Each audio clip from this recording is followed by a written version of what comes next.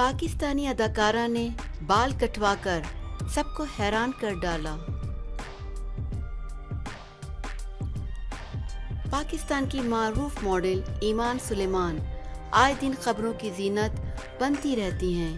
Lux style award سے متعلق ان کا موقف ہو یا می ٹو سے متعلق ان کی رائے، وہ یقیناً اس بات کو بخوبی جانتی ہیں کہ لوگوں کا سامنا کس طرح کرنا ہے۔ گزشتہ روز انہوں نے ٹویٹر پر اپنے نئے ہیئر اسٹائل کے ساتھ تصویر شیئر کی تو سب حیران رہ گئے، کیونکہ انہوں نے اپنے لمبے گھنے بالوں کو کٹوا کر انتہائی چھوٹا کر لیا ہے۔